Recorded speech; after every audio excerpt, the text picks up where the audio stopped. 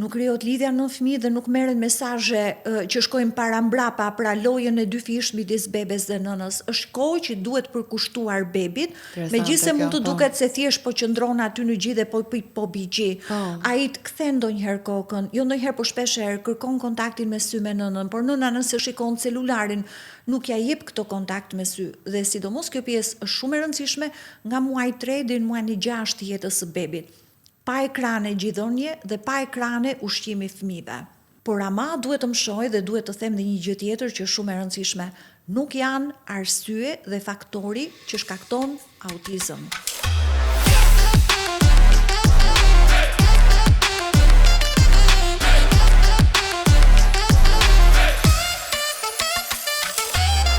Përshëndes të gjithëve, jure mirëseardhje në mam, kësaj here do të kem një mami pa diskutim, por edhe në profesion neuropediatre, është Migena Kika, jam shumë e lumtur që të kam sot këtu në mam, për të folur pa diskutim për eksperiencën tënde personale, sepse do e fillojmë nga ti, nga mëmësia, prindërimi, gjithë shka, por edhe sigurisht duke dhënë edhe disa indici dhe për atë prindër që gjithmonë janë interesuar të dinë më shumë sa i përket dhe shëndetit mendor, formës se si do të mund të rriten mirë fëmijët e tyre, disa këshilla njëkohësisht. Faleminderit që jeni mamë. Ju falenderoj juve për ftesën. Shumë kënaqësi të jemi bashkë. Sa vite ka që kur e bërë nën për herë të parë? Ka shumë kohë. Un kam dy fëmijë, kam një vajzë 26 vjeç dhe një djalë 22 vjeç. Pra ka shumë kohë. Si ka qenë prindërimi? Janë relativisht të rritur.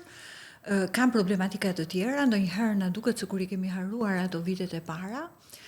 Unë mendoj që ka qenë sa I lehtë aq dhe I vështirë. Pra janë një kombinim I të dyjave gjërave. Nuk do doja të thoja që për para shumë vitesh ka qenë ndoshta një çik më e vështirë sepse dhe mungesa e informacionit ka qenë më e pakët dhe zgjedhjet ishin më të pakta dhe mënyrës së prindërimit nuk I kushtohet ndoshta kujdesi që I kushtohet tani. Por sot është dhe diçka tjetër sepse kemi një mori informacionesh, informacione që vinë nga burime të ndryshme, kryesisht nga rrjetet sociale, të cilat sigurisht edhe ne që jemi pediatër apo merremi me një profesion dhe kemi një profesion që ka të bëjë me fëmijët, që ka të bëjë me pjesën e mirëritjes së fëmijëve, që është një pjesë shumë e rëndësishme. Sepse nëse investon tek mirëritja e fëmijëve, ke investuar tek e ardhmja, nëse investon për zhvillimin e mirë të tyre, sidomos vitet e para të jetës, I ke hequr jo vetëm vetes, por edhe komunitetit ku jetojmë, por dhe vendit ku jetojmë një barë të madhe, por sigurisht që një mori kaq e madhe informacionesh ndonjëherë të bënte dëm, sepse ose rrit nivelin e ankthit tek prindrit, sidomos për patologji apo probleme të caktuara, qoftë që lidhen me shëndetin fizik të fëmijëve, qoftë që lidhen me pjesën e neurozhvillimit të tyre. Por njëkohësisht mund të marrësh dhe mesazhe gabim. Prandaj gjithmonë duhet jemi të kujdesshëm që pjesa më e madhe e informacionit të merret aty ku duhet dhe ashtu siç duhet. Dhe sigurisht që nënat, sepse janë ato që mbajnë flamurin, pra që udhëheqin këtë betejën e mirëritjes, duhet të jenë shumë të kujdesshme dhe të filtrojnë informacionet që marrin, sepse jo çdo gjë që mund të lexojnë, edhe nëse vjen nga evidencat, edhe nëse vjen nga profesionistët, edhe nëse është e saktë, mund të jetë e përshtatshme për fëmijën të cilën ata kanë. Besoj edhe duke e parë njëkohësisht pjesën e mëmësisë, ditën e sotme se si ka ndryshuar komunikimin, të gjitha, kujdesin, I kthehesh vetes tënde pastere me kujtime në momentet që ke qenë shtatzën, se si e kujdesur ti gjatë asaj shtatzanie, do kështë bërë ndryshe pa diskutim sot që flasim, por si ka qenë për ty ajo pjesë, Migen? Po, sigurisht, unë mendoj që për çdo zgjedhje që bëjmë ne në jetë, apo mënyrën se si marrim vendime për diçka të caktuar, sigurisht që mund kemi dhe pikpyetje apo pendesa. Në fakt unë të dy shtatzanit I kam pasur relativisht të qeta, normale, pa problematika, pra kanë ecur mirë, kanë ecur mjaft mirë. Kam zgjedhur po e themi në thonjza, ndoshta duke mos pasur kaq shumë informacione sa që kam tani të bëj lindje natyrale me të dy fëmijët, por ama lindje natyrale me anestezi epidurale. Pra, nuk është se kam nuk është se kam si thua ndjer dhimbjet e lindjes, nuk i njoh fare se çfarë janë, pavarësisht se kam lindur me rrugë natyrale, ishte diçka e pazakont në momentin të paktën, sidomos kur linda vajzën, që ishte hera e parë, fëmia i parë për mua, por edhe sepse kjo teknik njihej pak ose as pak në Shqipëri, në fakt i kam lindur të dy në Tiranë, maternitetin e vjetër, ku kam lindur unë, pra mami im ka lindur mua, ku ka lindur dhe im shoq, pra ka qenë një lloj tradite deri diku, nëse i jap këtë kuptim dhe do dua t'i jap këtë kuptim. Dhe edhe lindjet kanë qenë relativisht të qeta, pa ndonjë lloj problematike. Në fakt unë dëgjoj shumë nëna që zgjedhin lindje natyrale, pra zgjedhin të lindin me rrugë natyrale dhe mendoj që ndoshta do të kemi mundësi ta diskutojmë edhe për gjatë bisedës sonë. Vetëm gjatë këtë meqense po e merr hap pas hapi me eksperiencën tënde, dua të krahasoj dhe atë çfarë kemi në ditët e sotme. Po, patjetër, është shumë e rëndësishme, ka një numër shumë të madh benefitesh për bebin, por edhe për nënën, lindja me rrugë natyrale. Në ato raste, pra në pjesën më të madhe të rasteve, nënat, gratë shtatzana kanë mundësi të lindin në rrugë natyrale, pra nuk kanë indikacione mjekësore për të bërë një lindje me operacion ose me seksi ose cesarja. Cilat janë benefitet një lindje natyrale? Ka një numër të madh benefitesh. Unë do ta nisja në radhë të parë me është natyrale, dhe nëse thua është natyrale i ke thënë gjitha, që do thonë jemi në filogjenezë, është memorje e shkruar në genet tona, por njëkohësisht është dhe natyrale fakti që bebi duhet kalojë nëpër rrugët e lindjes, nëpër kanalin e lindjes, dhe ka një numër shumë të madh benefitesh të dokumentuara këto dhe me evidenca në planin afatgjat për sa i përket bebit. Unë mendoj që arsye kryesore për të përmendur një nga arsyet më të rëndësishme është fakti që duke kaluar nëpër kanalin e lindjes, duke kaluar në thonjza këtë lloj traume, po themi, sepse është shumë qetë kur bebi lind me seksio, pra nuk i duhet të luftoj për jetën, nuk ka sforcim.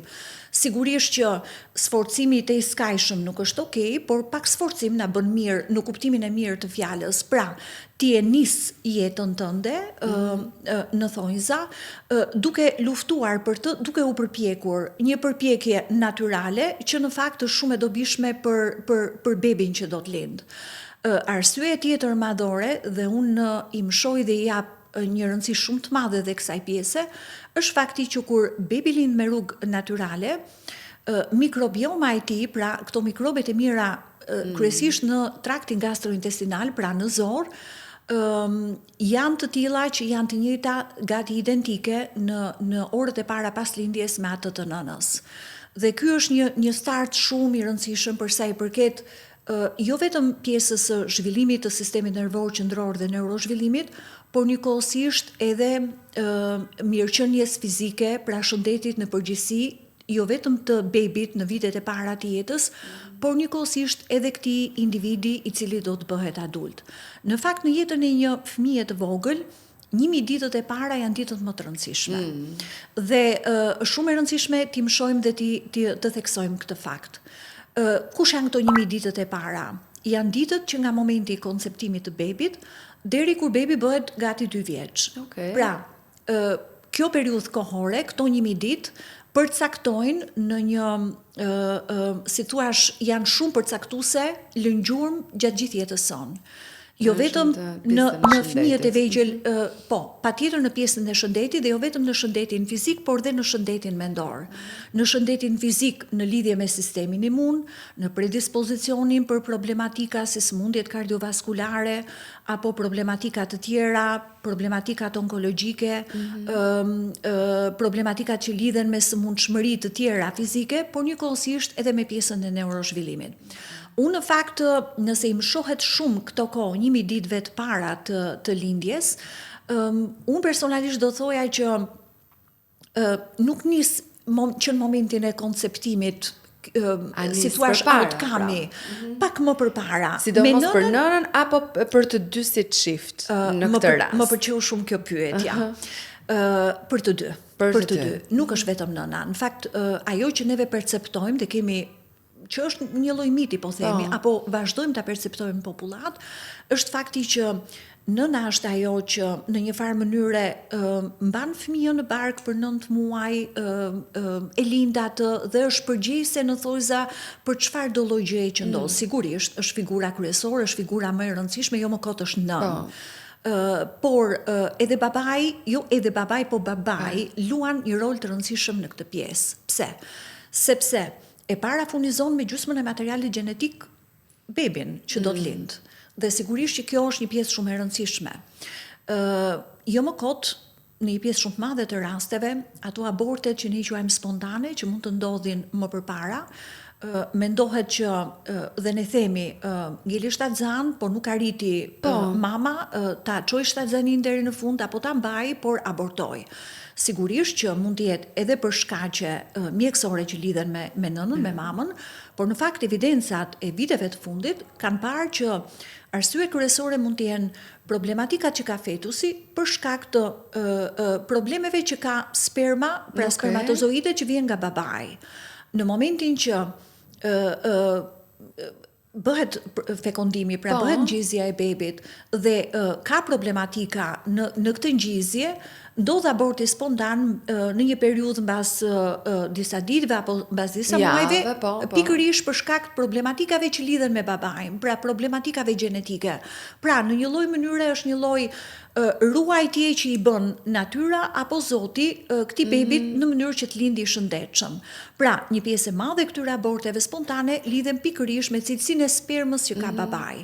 Dhe prandaj, jo vetëm përjashtojmë fare këtë. E kemi filluar tani në 90 apo 95% të rasteve në thonjza fajin ja vën mamës, ja vën gruas, ja vën femrës. Në fakt nuk është kështu. Nuk është kështu dhe këtë e thon evidencat.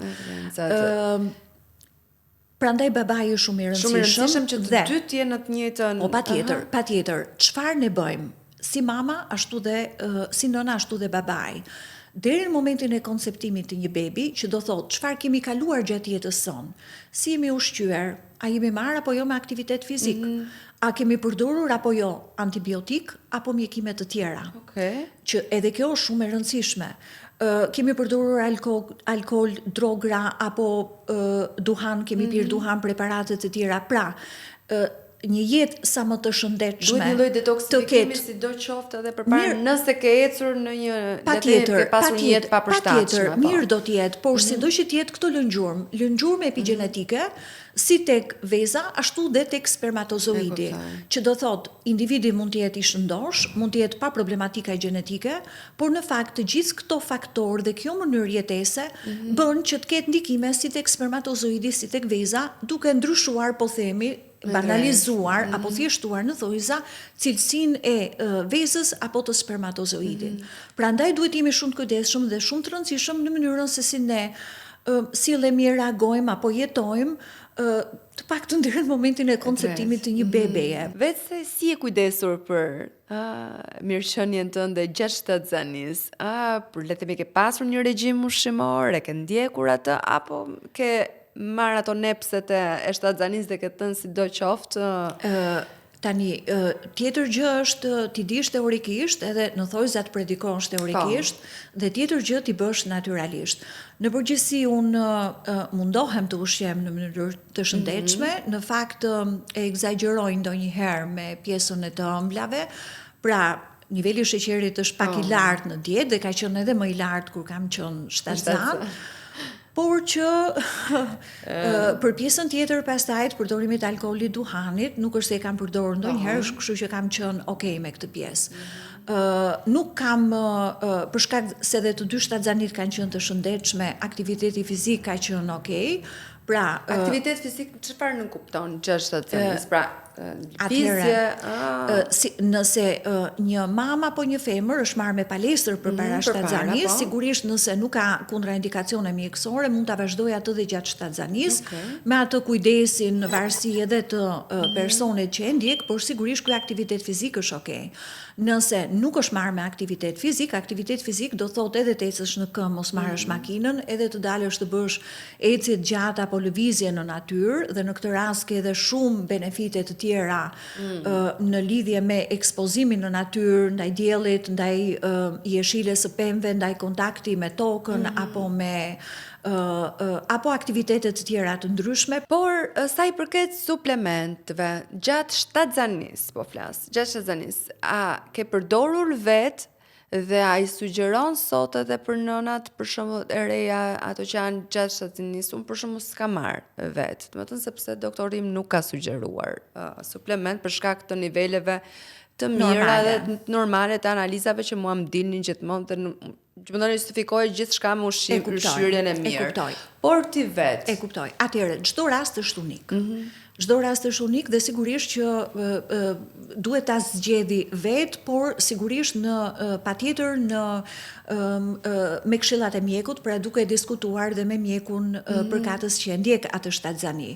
Nëse nëna është e shëndetshme, pra nuk ka problematika, nëse nuk ka deficienca të hekuri apo ndonjë lloj problematike tjetër, sigurisht që nuk ka pse të marri suplemente apo multivitamina apo vitamina të tjera apo suplemente që tani më janë pafund. Pafund. Në fakt unë në përgjithësi jam pro suplementeve, atëherë kur duhet, jam pro suplementeve por të detajuara në mënyrë individuale.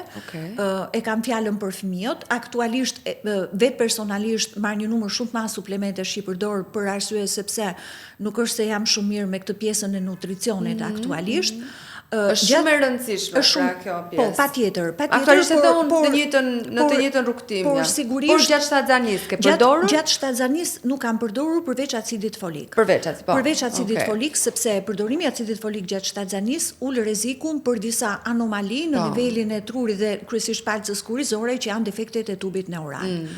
Në fakt edhe kjo duhet me mas në thonjza. Pse me mas? Sepse po e lidh çik edhe me punën time, me atë që bëj unë për ditë. Sigurisht që kjo njihet dhe dihet që patjetër një pjesë e madhe gati të gjitha gratë shtatzana duhet marrin suplemente me acid folik pikërisht për të ulur rrezikun për defekte të tubit neural. Por nëse ky niveli i acidit folik është në nivele shumë të larta, pra ne kalojmë në mbidozim me acidin folik gjatë shtatzanisë, ka evidenca të viteve të fundit që e ka lidhur një nivel shumë të lartë të acidit folik të marrë gjatë shtatzanisë me rritje të rrezikut për çrregullimet neurozhvillimit apo çrregullimet të spektrumit të autizmit.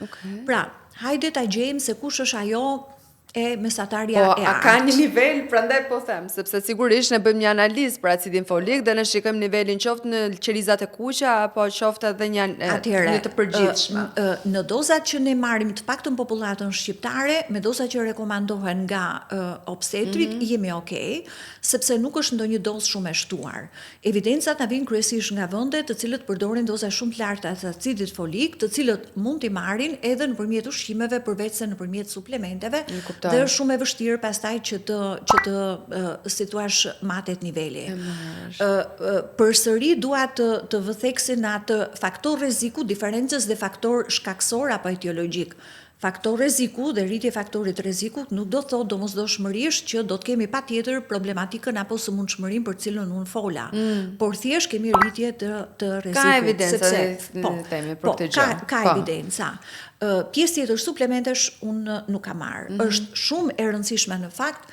Unë do të mësoja kryesisht pjesës nutricionit në gratë shtatzana, sepse nëse është një nutricion i mirë, një nutricion i balancuar, kjo ndikon direkt pastaj në pjesën e shëndetit të bebit, por ndikon edhe në nivelin e mikrobiomës së nënës, të cilën do t'ja kaloj pastaj bebit. Po, patjetër, është shumë e rëndësishme. Një tjetër element që vajzat gjithmonë janë ta bëjmë, mos ta çojë deri në fund të përpiqem është gjithdhënia. Shumë e rëndësishme. Shumë e rëndësishme dhe të themi të japim edhe më shumë zë kësaj teme, le themi që vajzat të vazhdojnë, përpiqen që të japin fëmijëve të tyre. Ajo mikrobiom që duhet që bebi e ka marrë perfekte, ashtu siç duhet, ashtu siç i duhet atit, sepse nëna e formulon ashtu siç i duhet bebit. I mshoj mikrobiomës, mikrobeve të mira të zorëve dhe do ta lidh pastaj për të dalë aty ku juve thatë edhe me pjesën e ushqyerjes me gjin. Mikrobioma e bebit, kryesisht në nivelin e zorëve, fillon të zhvillohet që kur bebi është në jetën intrauterine, pra që kur nëna është shtatzan. Dhe ndryshon mikrobioma e zorrës së nënës në momentin që ngelet shtatzan, pra ndryshojnë nivelet e mikroorganizmave që ka në zorë nëna, pikërisht për t'ju përshtatur shtatzanisë dhe bebit që ajo ka. Dhe në shtatzani të ndryshme, tek e njëjta nënë është e ndryshme, pra unë ndryshe e kam pasur ndoshta për ti me bi dhe ndryshe për ti mbjerë. Pra, ndryshon kjo mikrobiom për t'ju përshtatur pikërisht bebit dhe nevojave të bebit.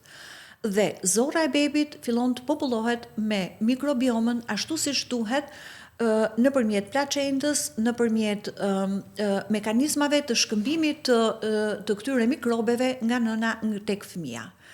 Në momentin që bebi lind me rrugë vaginale dhe jo me seksio, sepse bebit që lindin me seksio cesaria kanë në mënyrë identike mikrobiomën e mjedisit rrethues, pra të dhomës së operacionit në cilin ka lindur, apo ndoshta pak të lëkurës së nënës, nëse vihet dhe bebi në kontaktin lëkurë me lëkurë, por jo ashtu siç duhet ta kishte mikrobiomën nëse do kishte lindur me rrugë vaginale. Dhe çdo si thua faktor që ndikon tek mikrobioma e nënës gjatë shtatzanisë na jep disbiozë apo alteron dhe mikrobiomën e bebit. Kush nutricioni, pra nëse është ashtu siç duhet, është okay, dhe nëse ka problematika na ndryshon kjo mikrobiom, përdorimi antibiotikëve apo medikamenteve të tjera, stresi që mund kalojnë nëna gjatë shtatzanisë dhe është marrë apo jo me aktivitet fizik. Unë po përmend 4 më kryesoret. Pra, kujdes nutricionin, kujdes aktivitetin fizik, kujdes pjesën e përdorimit të medikamenteve dhe kujdes stresin, sidomos gjatë periudhës së shtatzanisë, sepse ndikon direkt në nivelin e mikrobiomës së nënës dhe më pas të bebit. Më përpara në popullat ekzistonte, unë kam lexuar, ndoshta kam dëgjuar edhe nga gjyshe edhe këtu në Shqipëri, që në një pjesë të madhe të rasteve nëse bebi ka disa vende në cilat nëse bebi lind me seksio cesaria, merren ato sekrecionet vaginale të nënës dhe lyhet bebi, fytyra e bebit apo edhe pjesa rrotull gojës, pikërisht sepse mendohej në bestytni që kjo do ta forconte, kjo do ta bënte më të fortë. Është pikërisht ajo lidhja që mendohet të bëhet që në momentin që megjithse nëna ka lindur bebin me seksio, përsëri nëpërmjet vënies në kontakt me këto mikrobe të mira që vijnë nga vagina, bebi do të ketë një mikrobiom të shëndetshme. Në fakt, po, është interesante, dhe ka disa praktika në disa vende, ka disa popullata që vazhdojnë ta kenë edhe në kohët e sotme këtë lloj praktike. Në fakt është parë që kjo nuk është se ka ndonjë ndikim të madh, sepse më përpara mendohej që bebi që lind me rrugë vaginale popullohet goja e tij me mikrobet e vaginës, po në fakt është parë që këto mikrobe vijnë kryesisht nga feqet dhe nga pjesa tjetër e zorrës dhe jo nga vagina, pra nuk është se ka ndonjë diferencë. Dhe në këtë rast personalisht unë rekomandoj që nëse mama për shkak të zgjedhjes së vetës, sepse ne nuk jemi këtu për dhënë urdhra, por sigurisht që themi atë që ndoshta do duhet dhe mama pastaj në fund bën zgjedhjen e vet, apo ka nëna të cilët për shkak të indikacioneve mjekësore nuk mund të lindin me rrugë natyrale. Mirë do të ishte që t'i përdornin bebit probiotik që nga dita e parë e lindjes, që prej ditës së parë, probiotik pikërisht për të rregulluar këtë, pra për të mos patur një disbiozë dhe për të rritur numrin e këtyre mikrobeve të mira të zorëve që do të kenë benefite më vonë për bebin. Të njëjtën gjë dhe një rol madhor luan dhe ushqyerja me gjë, e cila është mjaft e rëndësishme për mirëritjen e bebit që ka lindur. Është për mua, përveç mënyrës së lindjes, që ndonjëherë e kemi dhe se kemi në dorë ta zgjedhim, unë mendoj që dhe evidenca thonë që shumë pak mama, shumë pak femra mund të mos ushqejnë për arsye mjekësore bebin e tyre me gjë. Pjesa tjetër është ndoshta hiqje dorë para kohe, një zgjedhje, ndoshta ndonjëherë edhe detyrime për shkak të mënyrës së jetesës, sepse jetojmë në një botë të egër kapitaliste dhe sigurisht që do na duhet të punojmë. Kthimin punë është një nga arsyet kryesore dhe është një nga arsyet kryesore madhore për të cilat mama që ka ushqyer me gji muajt e parë apo vitin e parë nuk e vazhdonte më tej këtë ushqyerje me gji. Është ajo ushqyerja me gji e zgjatur. Ushqyerja me gji është një nga dhuratat më të mëdha, unë them dhurata më e madhe që mund t'i bësh bebit që vjen. Unë e kam zgjatur një vit me nëse kjo është një nga pengjet ndoshta që mund të kem, që nëse do t'i isha kthyer mbrapa, ndoshta do duhet ta kisha vazhduar pak më gjatë, sepse nuk është se do me thënë, të dy kalamajt nuk donin më ushqyerje me gji, apo unë nuk isha më për të ushqyer me gji, thjesht ishte një zgjedhje për arsye ndoshta edhe të impenjimeve të punës apo arsye të tjera, por do doja ta kisha zgjatur dhe më shumë pjesën e ushqyerjes së zgjatur me gji. Edhe këtu dua të mbetem pak te ushqyerja, sepse shpeshherë përveç sigurisht vazhdimit dhe tentimit për t'i dhënë me gji, është edhe kjo pjesa e kozgjatjes. A ka një limit? A duhet të themi prit stop, s'ka më shumë i rritur për të pirë më gji tani më, do thënë, ka një limit të kësaj dhe a vazhdon merr të mira nga kjo gjithdhënie dhe deri në çmosh merr të mira nga kjo gjithdhënie e fëmia? Nuk ka një limit për sa i përket gjithdhënies, atë që quhet gjithdhënia e zgjatur. Unë do të marrë në fakt vetëm 2 definicione për caktime, megjithëse para se të nishesh se sot u betova që nuk do përdor shumë terma mjekësor. Do jetë më tepër një bisedë. Po, patjetër. Akademia Amerikane e Pediatrisë quhen gjithdhënie në thonjza, pra rekomandon gjithdhënien 6 muajt e parë ekskluzivisht, asgjë, vetëm qumëshgjirje, asgjë. Dhe deri në vitin e parë të jetës, vazhdimin e gjithdhënies sigurisht me fillimin e ushqimeve shtesë. Ndërkohë që Organizata Botërore e Shëndetësisë rekomandon që gjithdhënia të jetë 6 muajt e parë ekskluzive dhe ndërkohë të vazhdohet deri vitin e dytë apo 2 vite, pra 2 vite e gjysmë. Pra, këto janë pak a shumë limitet e kohës që na orientojnë 2 nga organizmat kryesore. Por ama, nga eksperienca afatgjatë dhe të gjithë ne në një pjesë të madhe gjyshet tona e kanë zgjatur dhënien e gjirit për një kohë të pacaktuar. Sigurisht kanë qenë kohëra të tjera, sigurisht që ka pasur arsye të tjera, por vlerat e gjithdhënies së zgjatur nuk kanë humbur as sot. Cilat janë benefitet? Sa më shumë t'i japësh bebit gji, edhe në moshën 2 vjeç, edhe në moshën 3 vjeç, edhe në moshën 4 vjeç. Dhe tani edhe në moshën 4 vjeç. Po, ka raste që ushqimin me gji mund të vazhdohet me fëmijën deri në moshën 5 vjeç, 6 vjeç apo 7 vjeç. Dhe vitet e fundit janë vendet nordike ato që po tentojnë gjithnjë më shumë që ta zgjasin procesin e dhënies së gjirit, edhe kur fëmia është mbi moshën 3 vjeç. Unë mendoj që këtë zgjedhje dhe këtë vendim e merr dyshja mam-fëmijë apo mam-beb. Pra, kur të jenë gati, kur ta shohin të nevojshme, kur ta shikojnë që nuk janë gati për ta vazhduar më tej, të mos ta vazhdojnë më tej. Por ama, profesionistët duhet të orientojnë, ka benefite apo jo? Sigurisht që ka benefite dhe ka benefite të cilat janë të dyanshme, si për mamën, ashtu edhe për bebin. Benefitet që lidhen me bebin janë me bebin, mund të jetë dhe fëmijë i madh, 2-3 vjeç, se ndoshta nuk ishte termi i duhur. Nxitja e sistemit imun, rritja e sistemit imun, pra ndihmon nga ana imunitare. Një fëmijë 2 vjeç, 3 vjeç, nëse është akoma në gjith, vazhdon të ushqehet në gjith, sigurisht që çdo lloj infeksioni viral, bakterial apo problematike tjetër shëndetësore e kalon më lehtë, sepse vazhdon të marri antitrupat nga mamat, nga nënat.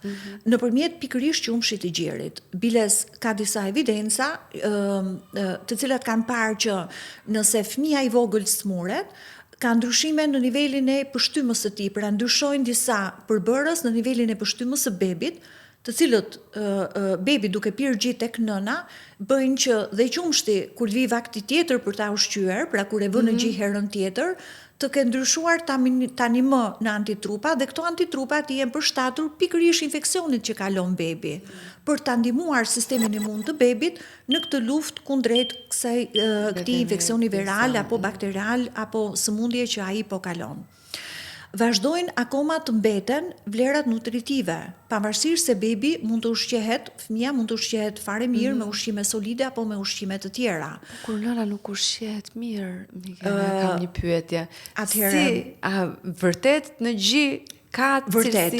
Edhe kur nëna nuk ushqehet mirë, nuk ka një ushqehet mirë, qumshti i gjirit arrin që të ketë në pjesën ndërmuese të rasteve të gjitha proteinat, yndyrnat, sheqernat që janë sheqerna shumë të mira në thonjza sepse ushqejnë direkt pjesën e mikrobiomës me materialet më të mira nutricionale të mundshme, pikërisht nga ana e nënës. Ushqyerja me gji është një faktor tjetër që ndihmon mamën të mbaj peshën dhe trupin në formë, një arsye plus.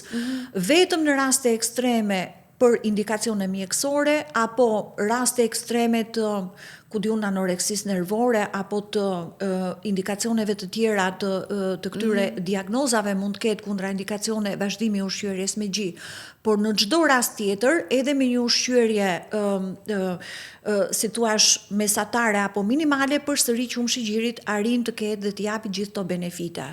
Absolutisht ka efekt relaksues ul nivelin e ankthit, depresionit tek nëna, sepse gjatë gjithëdhënies, edhe në moshën 2 vjeçare, 3 vjeçare kur të jetë bebi, çlirimi atyre hormoneve që ndodh gjatë procesit të gjithëdhënies ndihmon nënën që të ketë nivele më të ulta të ankthit, nivele më të ulta të depresionit. Nga ky diskutim që ne kemi pasur shpeshherë për gjithëdhënien dhe afatin, se kemi pasur edhe me ftuarat tona, dhe unë vetë njëkohësisht e kam dhënë mendimin tim për këtë gjë dhe më vjen mirë që ke një tjetër mendim dhe që sigurisht janë edhe këshilla në një farë forme edhe për të gjitha ne, sepse vjen edhe nga ekspert dhe jam shumë falënderuese për këtë. Por nga kjo shkojmë tek gjumi, se dhe gjumi është një tjetër etapë e rëndësishme për fëmijën. Qoftë qëndrimi me nënën në të njëjtën dhomë, apo co-sleeping, të flesh në një shtrat. Personalisht unë jam kundër, nuk e di, unë jam kundër pjesës të fjeturit, sigurisht të flesh në shtratin ngjitur patjetër, por kur është bebe, unë mendoj që duhet të jetë shumë e rrezikshme dhe besoj e kanë treguar edhe shumë raste. Pastaj pas kësaj për sa kohë duhet ta kalosh në një dhomë vete. Të gjitha këto. Le të flasim pak për këtë pjesën e gjumit. Ti vetë si ke bërë me fëmijët e tu? Unë në fakt ne kemi qëndruar një kohë të gjatë të 4 në një dhomë. Kështu që kjo i thot gjitha. Pse e ke pasur të vështirë apo ke menduar diçka tjetër, Migen? Jo, e kam pasur të vështirë që t'i ndaj. E kam pasur të vështirë, unë kam pasur mundësi, pra nuk kanë qenë për arsye sepse nuk kemi pasur një shtëpi të vogël, pra. Jo. Kam një shtëpi relativisht të madhe apo shumë të madhe, që do të thotë edhe mund t'i kishin dhomat e tyre, edhe djali edhe vajza. Por kanë qëndruar në një dhomë me ne. Kanë qëndruar në një dhomë me ne për një kohë shumë gjatë, mbaj mend djali goxha i madh, diku te 6-7 vjeçi dhe me çmaj mundun në krevatin deri 6-7 vjeç në krevatin e vet që unë detyrohesha që në darkë afroja ngjitur me vendin ku unë flia sepse nuk mund të flinte pa mua afër apo pa mua ngjitur. Dhe ndonjëherë më duket çudi që tani që është 22 vjeç, është totalisht i pavarur, ka vite që jeton më vete dhe ndonjëherë nuk e shikojmë edhe për shumë ditë. Ndërkohë që dhe mendoj që nuk është kjo arsyeja, sigurisht që ky është rast unik dhe nuk mund të përgjithësoj gjitha rastet, pra nuk është kjo që shikon se dua ta mbaj afër vetes dhe kjo ndikon në pjesën e pavarësisë që do ketë më vonë. Biles i kthejmë prap evidencave, evidenca thonë që prindrit apo mamat që kanë mbajtur fëmijët e tyre afër vetes, kanë filluar kopshtin në një moshë më të vonë, nuk janë rritur me dado apo janë rritur me gjyshe në shtëpi apo me mamën në shtëpi për një periudhë kohe të gjatë, janë në fakt individ të cilët janë më të pavarur se këta të tjerë të cilët kanë shkuar shumë shpejt në çerdhe apo shumë shpejt në kopësht. Nuk dua të paragjykoj askënd, sepse sigurisht është janë evidenca që si për njërin e për tjetrën. Është jo, pjesa e meritjes është dhe zgjedhje personale, pra varet se si vendos nëna. Në fakt për vajzën për shembull unë do thoja që kur shikoj dhe lexoj tani në këto rrjete sociale këto programet e edukimit të gjumit, të sleep training, pra do duhet t'i trajnojmë që të flen mirë apo ku diun të flen një periudhë kohe të gjatë në një dhomë vete.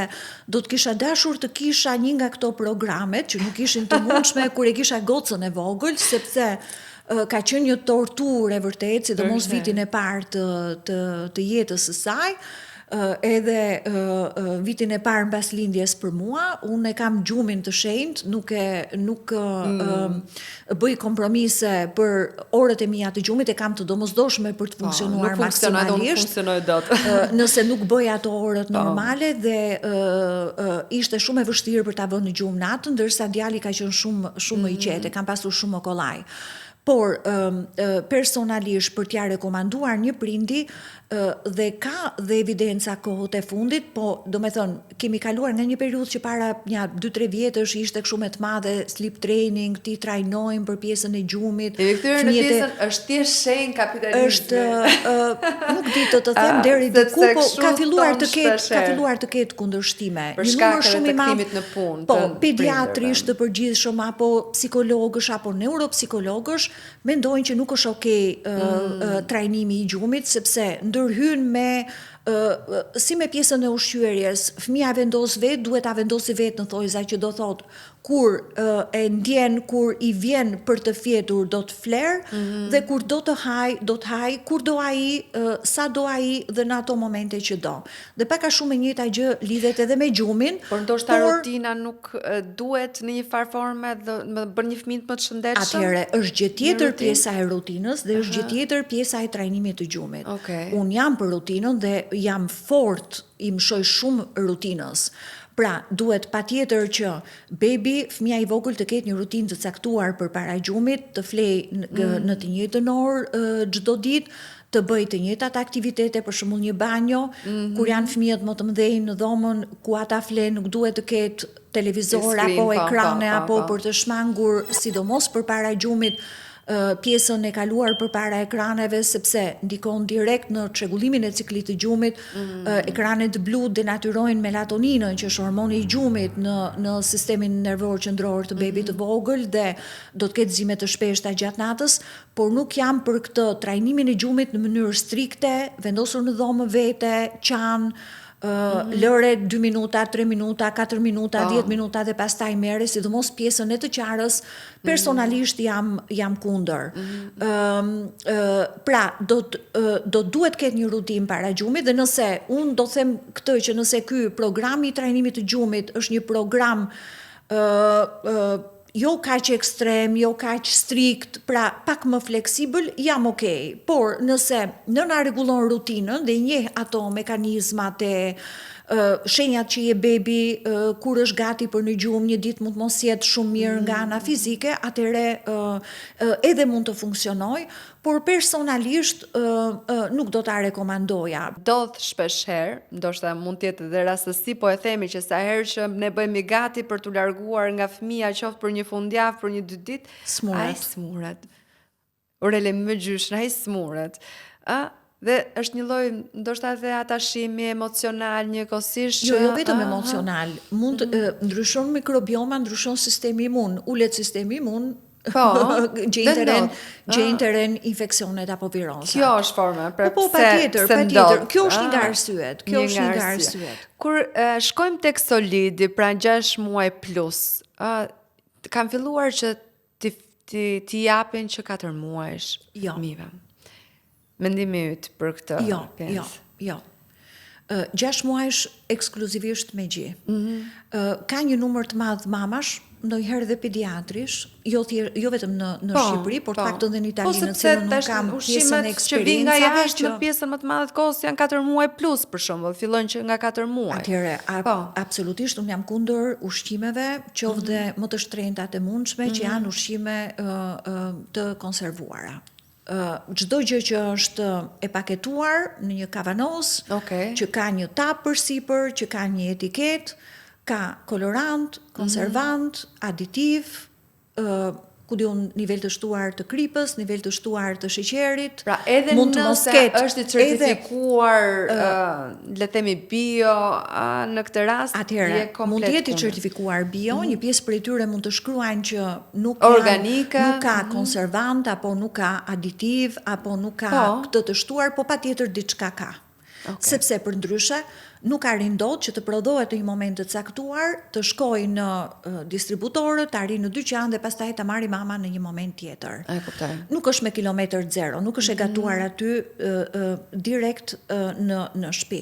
Edhe nëse sot kemi pasiguritë, le të themi me perimet e frutat që ne i kemi aktualisht në Shqipëri. Sigurisht që dhe kjo është një arsye tjetër dhe kemi arritur në një kohë dhe në një pikë në cilën nuk kemi gjëra në cilat zgjedhjet tona janë perfekte, do të zgjedhim të keqen më të vogël të mundshme.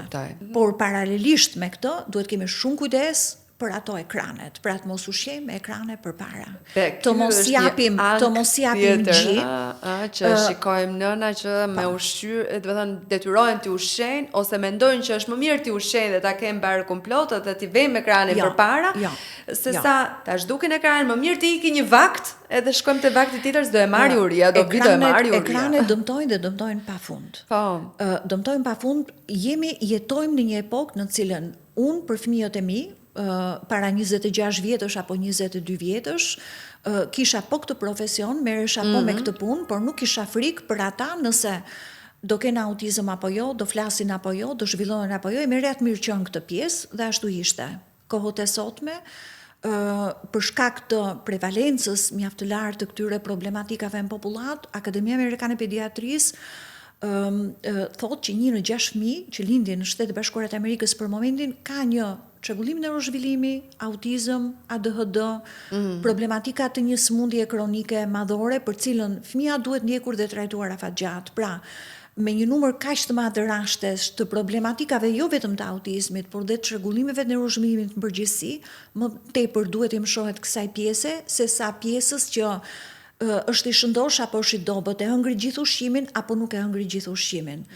Ajo që shihet dhe vihet re dhe kohët e fundit është dhe një gjë tjetër që unë fakt kam filluar ta trumbetoj me të madhe, është fakti që kemi përdorimin e ekraneve dhe telefonave tek nënat kur ushqejnë bebin me gji, pra e vën bebin me gji dhe janë me telefon përpara duke bërë scrolling ku diun rrjete sociale apo ndoshta në mënyrë të pavedishme, po dhe kjo është një pjesë shumë e rëndësishme, sepse nuk krijohet lidhja në fëmijë dhe nuk merren mesazhe që shkojnë para mbrapa, pra lojën e dy fish midis bebes dhe nënës. Është kohë që duhet përkushtuar bebit, megjithëse mund të duket se thjesht po qëndron aty në gji dhe po bi gji.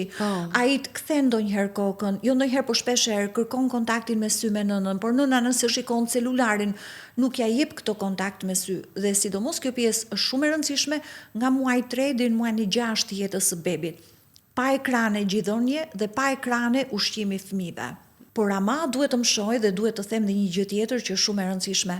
Nuk janë arsye dhe faktori që shkakton autizëm. Në fakt është vënë re që dhe më duhet i mshoj shumë kësaj pjese, sepse sigurisht që qarkullon në popullat, në informacionet që marrin prindit ndonjëherë u thuhet edhe nga një profesionist, po themi, por ndoshta nga një profesionist që nuk merret direkt me pjesën e diagnozës së autizmit apo të çrregullimeve të neurozhvillimit, që mund të jetë për shembull çfarë profesionisti? Mund të jetë logoped, le të themi? Atëherë, logopedët janë profesionist mjekësor që trajtojnë fëmijët me problematika të gjuhës dhe komunikimit. Nuk janë specialistë të çrregullimeve të neurozhvillimit dhe nuk janë mjek. Nuk mund të vendosin diagnoza të autizmit apo të çrregullimeve të neurozhvillimit.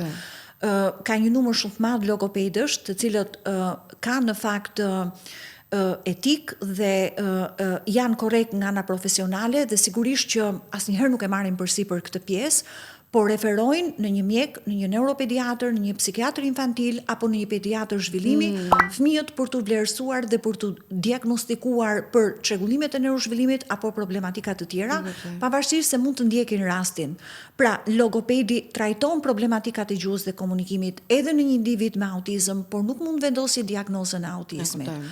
Mund të jenë dhe profesionistë të tjerë, të cilët mund të japi një prindi apo një familje diagnozën e autizmit virtual. Autizmi virtual nuk njihet si diagnozë, është një term alternativ që do thotë fëmia mund të ketë shenja të ngjashme me ato të çrregullimeve të spektrumit të autizmit nga kalimi i kohës para ekranit, por nuk do të thotë që ka autizëm. I hoqë ekranin ti pastaj kjo pjesa që heq ekranin edhe nuk do të ketë më autizëm? Jo, nuk është kjo. Një fëmijë ose ka ose nuk ka autizëm. Dhe nuk ka lidhje pjesa e ekranit me diagnozën e autizmit apo me gravitetin e çrregullimit të spektrumit të autizmit. Në një pjesë të madhe të rasteve, fëmijët që kanë autizëm apo që janë me autizëm kanë një lloj lidhjeje për shkak të mënyrës janë neurodivergjent. Pra, truri i tyre, sistemi nervor qendror funksionon në një lloj mënyre tjetër. Dhe ka një lloj afiniteti, një lloj lidhje. Edhe mund të ndihmojë pra në një pjesë të madhe, shumë drejt, në një pjesë të madhe të rasteve po.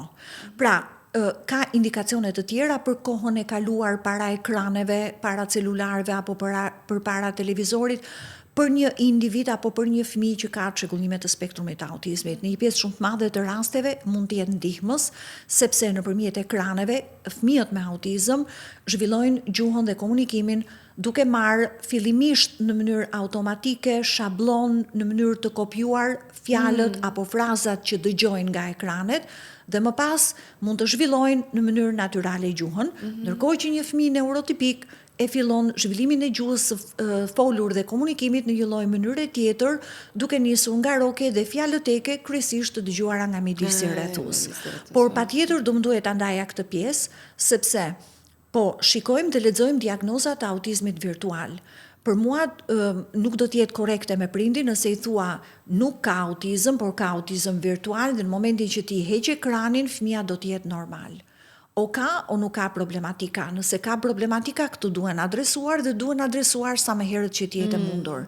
Apo ka raste të tjera që shikojnë në praktikën e përditshme klinike, në cilën kam pasur një rast përpara disa kohëve, në dhomën e konsultës ishte mama e fëmijës së bashku me gjyshin e fëmijës, vjerin, dhe fëmia kishte autizëm, ishte me diagnozën e autizmit, ndërkohë që brenda dhomës së konsultës vjeri i drejtohet nënës në një lloj mënyre që për mua nuk ishte shumë etike, e rëndoi më keq më tepër gjendjen e saj psikologjike, duke i thënë që faji është i joti, fëmia është bërë me autizëm sepse ti e ke lënë gjatë gjithë kohës përpara televizorit, ky ka kaluar me orë të tëra përpara televizorit dhe ja ku jemi përpara kësaj situate tani.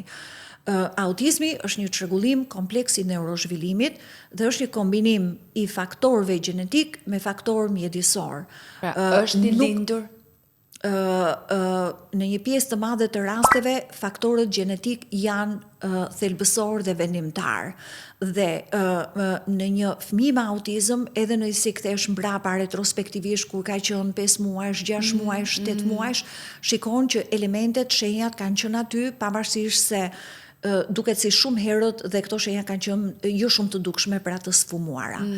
Në një pjesë të rasteve, në një pjesë shumë madhe të rasteve po. Pra, fëmia lind me këtë, pavarësisht se mund të jenë të dukshme më vonë, pra në një moment të caktuar të jetës, mund të jenë shumë të dukshme apo shumë më tepër të agravoara për të vendosur diagnozën. Dhe kjo mund të vi si pasojë e le themi një çrregullim që ka qenë në familje, pra trashëguar, apo qoftë edhe nga ushqyerja e shëndetshme për cilën folëm ne pak më përpara, për shembull dhe gjashtë dhe para dhe gjatë shtatzanisë. Do të ishte një gjë shumë e mirë nëse do të kishim përgjigje se kush e shkakton autizmin.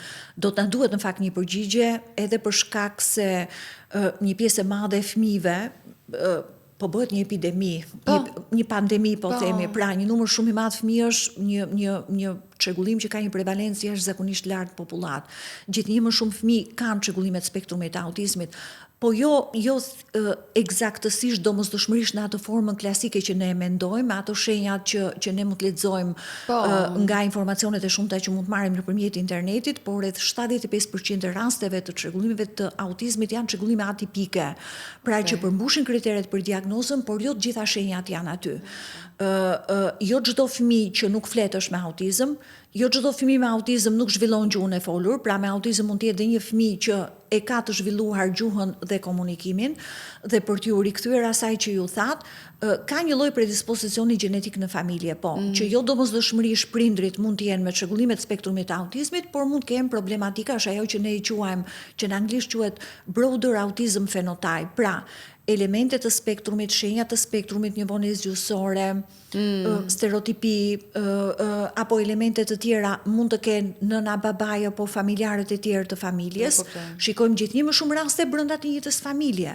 Apo diagnostikohet fëmia i madh me çrregullimet të spektrumit të autizmit, ndërkohë që diagnostikohet edhe i vogli, apo diagnostikohet i vogli dhe ndërkohë që vjen për të bërë terapi në klinikë, ne shikojmë që dhe fëmia i madh ka elemente të spektrumit pavarësisht se graviteti, pra rëndesa mund të jetë e ndryshëm në fëmijë apo në individ të ndryshëm. Pra ka një lloj predispozicioni gjenetik, por nuk është vetëm predispozicioni gjenetik. Do duhet t'i japim një përgjigje, por nuk e kemi një përgjigje. Është një kombinim faktorësh gjenetik dhe faktorësh ambiental. Po për vaksinën e keni një përgjigje? Shumë nëna po marrin vendimin të mos bëjnë më vaksina. Kjo është shqetësues edhe nga anë të tjera, besoj, nuk është. Po, patjetër. Ka në fakt 3 teori që lidhin vaksinat me autizmin. Teoria e parë është që vaksina e fruthit, që bëhet moshën 1 vjeç, të shkaktojë autizmin, dhe kjo në fakt është një teori që është në modë, në thonjza, ka vite në Shtetet e Bashkuara të Amerikës dhe në Britaninë e Madhe, më pak në Europë, por edhe këtu në Shqipëri. Kanë qenë fakt vetëm 2 studime që kanë lidhur pjesën, 2 studime po të njëjtit autor, Wakefieldit, që kanë lidhur vaksinën MMR me autizmin. Janë kryer vitet e fundit shumë studime me një numër shumë madh fëmijësh në vende ndryshme, në shtetet ndryshme, me popullata të ndryshme, studime të dizenjuara në mënyra të ndryshme, pra jo e njëjta mënyrë studimi, dhe nuk kanë gjetur një lidhje midis vaksinës së fruthit dhe autizmit. Perceptimin popullat kohët e fundit, vitet e fundit, edhe në Shqipëri, ndonjëherë edhe në ndonjë profesionist shëndetësor, mjekësor, është që vaksina MMR është vaksinë që ka mërkur dhe është pikërisht mërkuri që shkakton autizmin. Në fakt, MMR-ja si vaksinë asnjëherë nuk ka pasur, kur nuk ka pasur mërkurin, timerosalin, të konservusin brenda në atë vaksinë, sepse është vetë mënyra se si është ndërtuar vaksina që nuk e lejon, pra nuk ka nevojë për një konservues të tillë. Por evidencat dhe studimet e Wakefieldit që e lidhnin vaksinën e fruthit me autizmin, e lidhin me faktin që virusi i fruthit i zbutur ndikon dhe alteron, jep një inflamacion në nivelin e zorës së fëmijëve, dhe kjo shkakton më pas dhe ndryshime të tjera, dhe kjo shkakton më pas autizëm. Teoria e dytë që lidh vaksinat me autizmin është teoria që disa vaksina që përmbajnë këtë derivatin e mërkurit, timerosalin, dhe pikërisht është ky derivat që shkakton autizëm, ka shumë ka qenë nga viti 1999 që Shtetet e Bashkuara të Amerikës dhe disa vendet e Europës, kryesisht vendet nordike, e kanë hequr timerosalin si konservues në vaksinat të tyre, dhe përsëri prevalenca e autizmit nuk është tulur, por është në rritje. Dhe teoria e fundit është që një numër kaq i madh vaksinash, sepse është shtuar në skemën e vaksinimit, ne po shtojmë gjithnjë më shumë vaksina që na mbrojnë nga sëmundje të ndryshme, pikërisht këto. Ky numër shumë i madh vaksinash, të cilët duke ju aplikuar një fëmijë të vogël, kur ky është i vogël dhe sistemi imun jo shumë i formuar, të shkaktojnë ndryshime të cilat më vonë shkaktojnë çrregullime të spektrumit të autizmit. Ne jemi mjek, shkojmë evidenca, shkenca ecën përpara me evidenca, dhe deri tani nuk ka evidenca të cilat të konfirmojnë një lidhje midis vaksinave dhe me autizmin. Ama ka gjithnjë e më shumë prindër të cilët i lidhin vaksinat me autizmin, pikërisht sepse në një pjesë shumë të madhe të rasteve, shenjat, regresi në zhvillim, stopimi në zhvillim, kthimi mbrapa pikërisht përkon me vaksinimin që i bëhet fëmijës. Nëse nuk i kemi përgjigje, unë vetë fëmijët e mi i kam vaksinuar, unë jam për vaksinat të sigurta, sigurisht, po për vaksinat, sigurisht. Personalisht shikoj një lloj tendence gjenetike, pra është një kombinim për mua patjetër që faktori gjenetik është faktori i parë, faktori bazë. Dhe jo siç ndoshta mund ta perceptojmë ne në popullat gjenetik që do thotë patjetër duhet të ketë diçka gjenetike tipike siç jemi mësuar ta perceptojmë prindi, por është një kombinim faktorësh gjenetik dhe është një listë shumë e madhe gjenesh që akuzohen dhe që mendohet që janë të implikuara në fizpatologjinë e çrregullimeve të spektrumit të autizmit. Jo, nuk mund të parandalohet. Nuk mund të parandalohet për momentin, sepse çdo gjë që themi vlen vetëm për këtë kohë. Ka gjithnjë më shumë studime, pra gjërat mund të ndryshojnë në një moment tjetër, ndoshta edhe në lidhje me vaksinat. Pra, sigurisht që vazhdojmë të kemi studime për të gjetur një lidhje, vazhdojmë të kemi studime për të lumtuar se kush janë faktorët shkakësor që lidhen pikërisht me autizmin. Nuk mund të parandalojmë dhe nuk mund ta kuptojmë. Pra, ne nuk mund të bëjmë ekzaminime në momentin që jemi shtatzan apo ato muajt e parë mbasi lind bebi. Nuk ka markus neurobiologjik për çrregullimet e spektrumit të autizmit dhe diagnoza është dhe ne quajmë neurobehaviorale.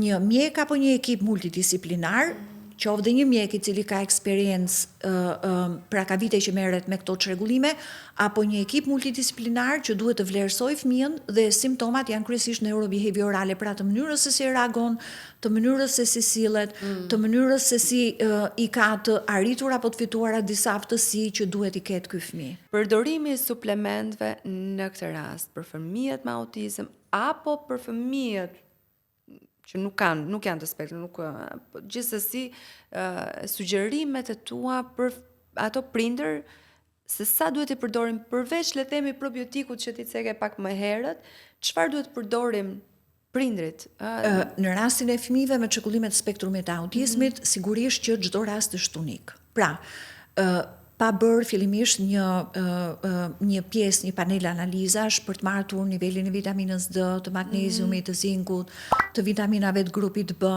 të mikroelementeve të tjera, nuk mund të fillohen suplementet. Si për çdo çrregullim patologji, ashtu dhe për çrregullimet e spektrumit të autizmit, krahas asaj mënyrës klasike të trajtimit, që është kryesisht nëpërmjet terapive specifike, ka dhe po është shumë e rëndësishme edhe pjesa dhe një numër shumë të madh prindësh duam apo s'duam ne e ndërmarrin këtë rrugë, pra rrugën e mjekësisë alternative. Dhe pikërisht pjesa e suplementeve futet në pjesën e mjekësisë alternative dhe të përdorimit të këtyre ndihmësave apo shtesave apo pjesës së këtyre terapive. Nëse do të përmendja patjetër që duhet një multivitamin e mirë, patjetër që duhet përdoren probiotikët, që mund të përdoren edhe për periudha afatgjata, patjetër që duhet përdoren suplementet me omega 3 në një fëmijë me çrregullimet e spektrumit të autizmit dhe këto mund të merren pavarësisht se nivelit të këtyre elementeve të tjera që duhen mater nëpërmjet nivelit të tyre në gjak. Pastaj në varësi të nevojave, kryesisht gjëja e parë që duhet bërë është matja në mënyrë të herpashershme nivelit vitaminës D, sepse ne si popullat mesdhetari jemi të gjithë shumë deficitar.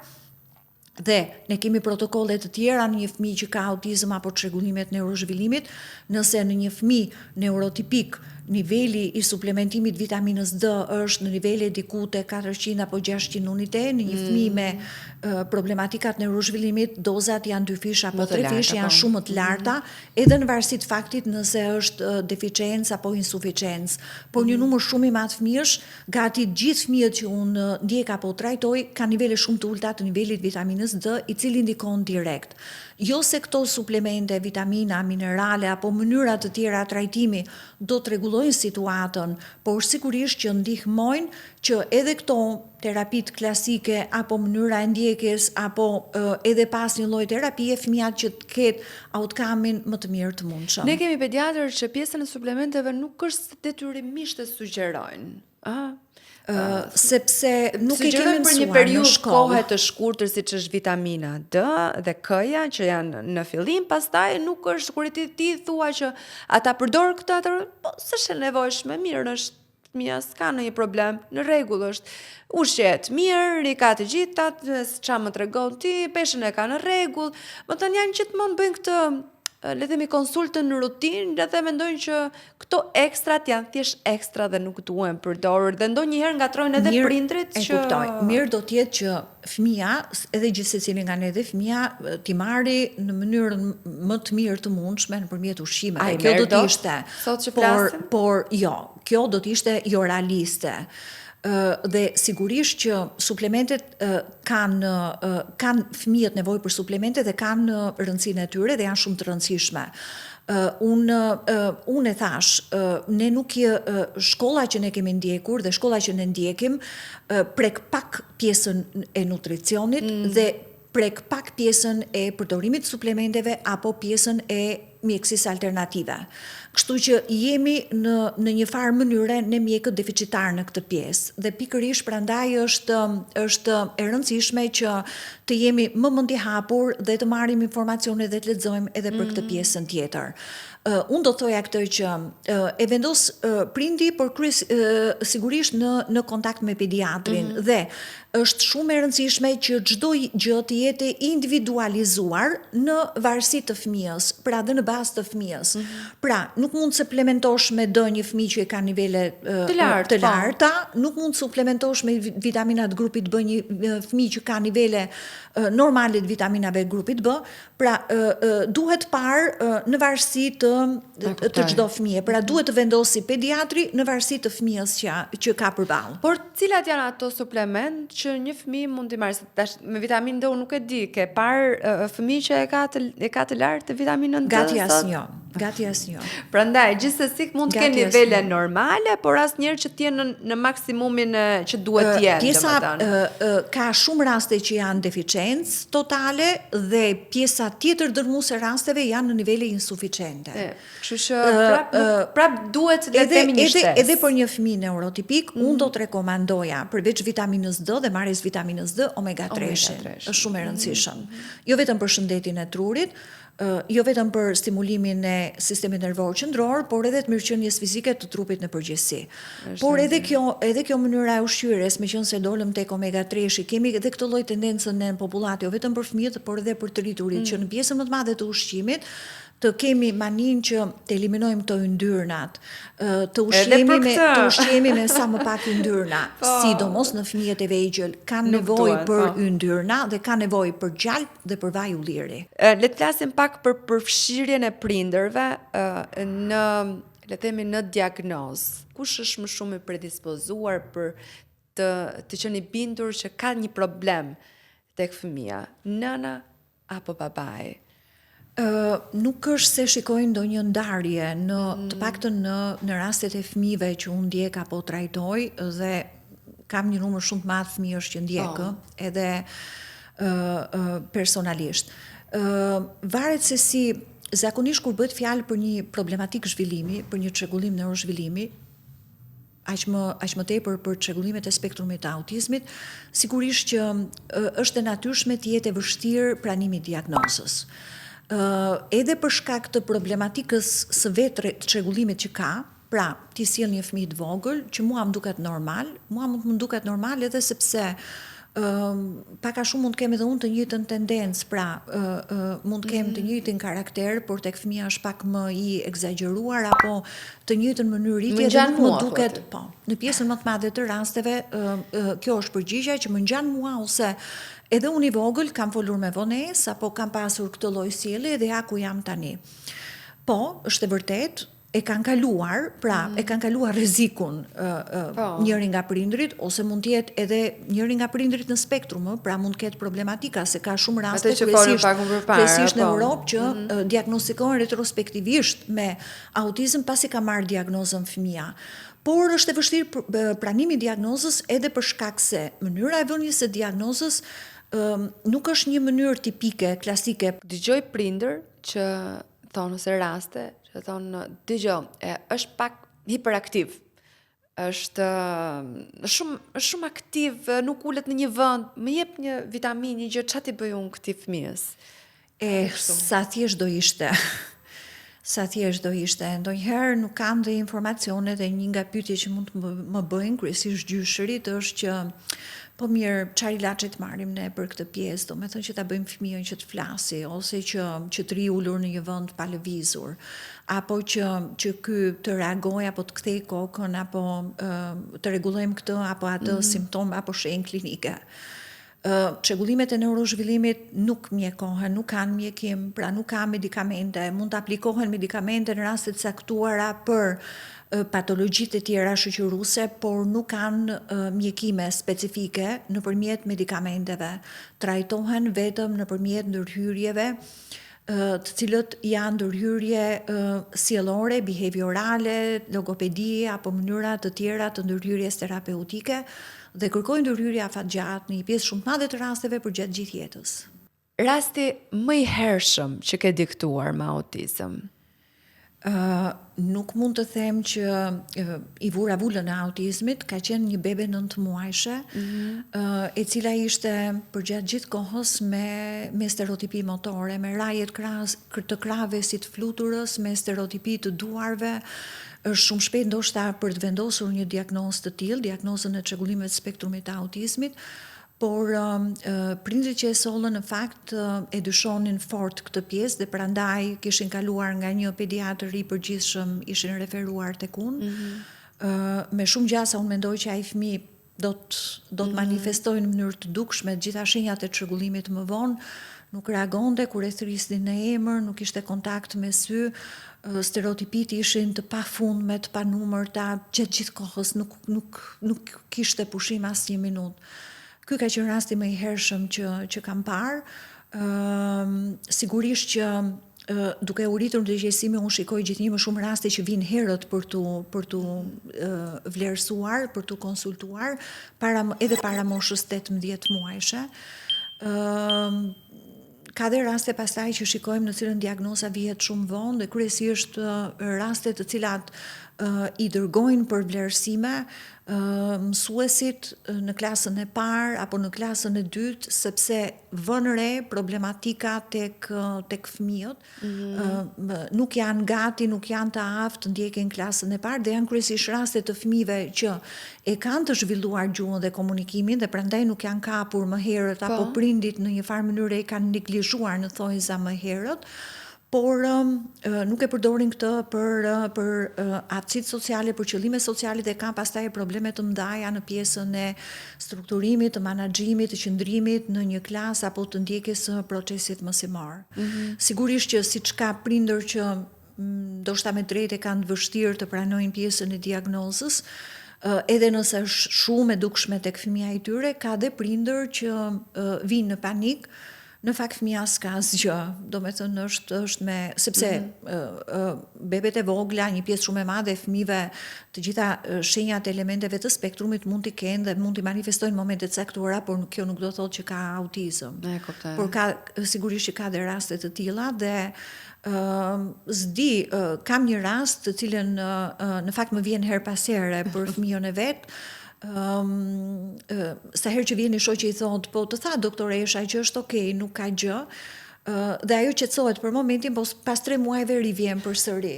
Në fakt fëmia është me zhvillim neurotipik dhe rreziku nuk e ka 0, sepse është 9-3 vjeç, është i vogël, por nuk ma du mendja që do ketë problematika. Pra, rreziku 9-3 vjeç. Më përmend, 9-3 vjeç, rreziku nga 0 për sa kohë që është 9-3 vjeç. Po, patjetër, shikon, për pjesën e çrregullimeve të spektrumit të autizmit, një pjesë e rasteve mund diagnostikohen edhe shumë më vonë. Mosha mesatare e diagnozës mund të jetë diku te 4 vjeçi, raste diagnostikohen 8 vjeç, 10 vjeç, moshën adulte edhe në moshën e adoleshencës.